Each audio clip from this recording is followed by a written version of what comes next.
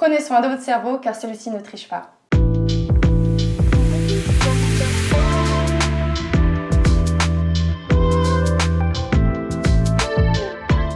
Vous souhaitez mettre du bien-être dans votre cerveau, vous voulez le chouchouter, le neurofeedback dynamique est fait pour vous. Mais avant de parler exactement de ce qu'est le neurofeedback, Anne-Sophie, qui est praticienne, va nous expliquer d'abord son histoire et pourquoi elle en est venue là. Bonjour Anne-Sophie. Bonjour Yann. Est-ce que tu peux me raconter ton histoire? Comment tu es arrivée au neurofeedback? Oui, donc je me suis formée récemment en neurofeedback dynamique, donc je suis certifiée. Suite à un burn-out il y a 5 ans, j'ai découvert cette technique qui a été révolutionnaire pour moi. Alors qu'est-ce qui s'est passé justement?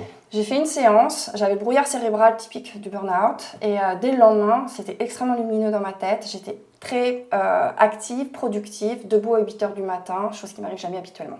Alors cette méthode de neurofeedback n'est pas vraiment connue. Est-ce que tu pourrais m'en expliquer les principes? Oui, bien sûr. Donc, tout d'abord, elle vient des États-Unis dans les années 60 et elle est arrivée, on va dire, en Europe de manière plus récente, mais gagne à être connue de plus en plus dans de plus en plus de pays. Donc, c'est pas complètement isolé comme méthode et c'est vraiment sur un positionnement d'entraînement cérébral. On est sur du bien-être, on n'est pas sur des méthodes médicales et on va, entre guillemets, chouchouter les neurones.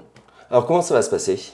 Alors, on place des capteurs, d'accord, sur la tête du bénéficiaire et ces capteurs sont reliés à un logiciel et c'est toute l'expertise de la méthode. C'est ce logiciel qui a été conçu à partir des découvertes des neurosciences et ce logiciel va faire une lecture cérébrale à travers les capteurs du cerveau du bénéficiaire, du ou de la bénéficiaire. À partir de là, il va définir une norme, celle de la personne. Ce n'est pas la norme du voisin, c'est vraiment par rapport à son propre cerveau.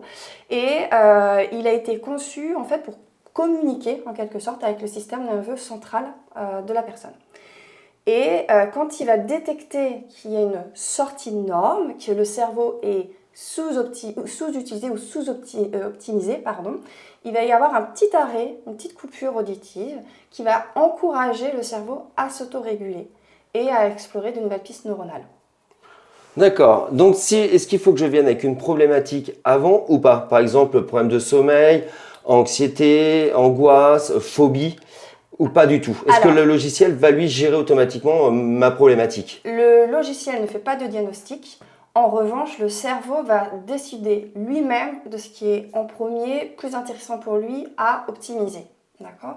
Donc on peut dire avec une problématique, et ça sera le cas de Laetitia, mais ce n'est pas une nécessité. On peut très bien être étudiant, devoir passer son bac et avoir besoin d'optimisation de l'utilisation du cerveau et donc bénéficier du neurofeedback pour optimiser la mémoire, la concentration, la priorisation et donc l'efficacité. Alors, est-ce qu'on ressent quelque chose ou on ne ressent absolument rien? Ça dépend des personnes. Il y a des personnes qui vont ressentir... Alors, de manière générale, tout le monde ressent quand même du bien-être en ressentant de la séance, du bien-être, donc de la détente, un apaisement, c'est les mots qui reviennent le plus fréquemment. Et puis, pendant la séance, il y a des personnes qui s'endorment. Et c'est OK, il y a le logiciel continue de travailler. Il y a des personnes qui vont lire, il y a des personnes qui vont méditer. C'est très variable en fonction d'une personne à une autre. Pour qui c'est fait? Quelle problématique on peut dire, ou non problématique d'ailleurs? Absolument, on n'est pas obligé de venir avec une problématique. On a souvent des choses quand même à améliorer plus qu'à régler. Une fois de plus, on n'est pas une thérapie. On n'est pas médical, donc on vient pas là pour traiter quelque chose. On vient pour améliorer certaines turbulences de la vie.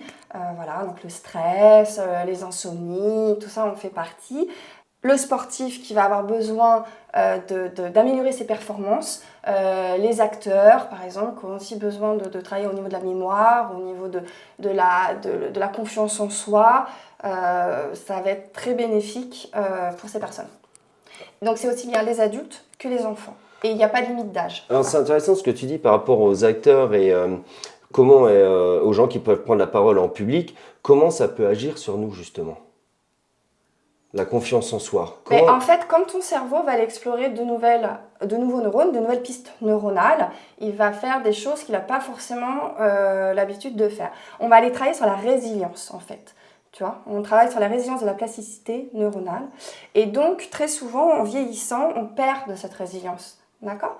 Parce qu'on va dans des schémas de pensée, d'habitude, qui fait que notre cerveau se met en mode confort, en mode autopilote. Et là, avec le neurofeedback, on va lui dire, ok, on va un petit peu sortir de ta zone de confort et on va aller explorer de nouvelles choses. Et comme tu explores de nouvelles choses, et bah, effectivement, si tu n'étais pas très confiant, bah, peut-être qu'avec le neurofeedback, tu vas prendre de la confiance dans la prise de parole ou dans des choses que tu n'avais pas forcément dans les prises d'initiative. Et bien maintenant, on va écouter le témoignage de Laetitia. C'est parti. Alors moi, ça m'apporte vraiment de la sérénité. Quand je fais cette séance, je me mets dans une bulle de bien-être.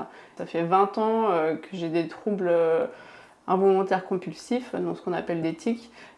J'ai consulté des tas de praticiens différents, j'ai fait tas de méthodes alternatives et jusqu'à présent, rien ne m'avait soulagée, en tout cas très peu. Et depuis des séances avec Anne-Sophie, je revis. Je ressens énormément de bien-être, de détente, puisqu'on a un casque sur les oreilles pendant la séance avec une musique qui nous fait traverser, qui nous fait faire un voyage en fait. C'est comme un voyage sonore. Et je suis dans cette bulle-là de bien-être, de centrage sur moi-même et c'est très précieux en effet d'allouer 30 minutes de son temps pour se ressentir sur soi-même et faire du bien à notre cerveau. J'encourage les gens à venir découvrir cette méthode qui vraiment mérite à être connue. Je pratique à Pont-Saint-Martin, que ce soit pour les enfants ou les adultes, chacun va trouver en fait des bénéfices, il n'y a aucun doute là-dessus. Lors de la première séance, de toute façon, je vous réexplique tout, on prend le temps, je réponds à toutes les questions. Vous allez avoir une séance de démo qui est une petite séance mais qui vous permet vraiment de vous familiariser avec la technologie et avec moi. Et pour toutes les personnes qui viendraient grâce à Équilibre Sport et Nature, je propose moins 50% sur la première séance.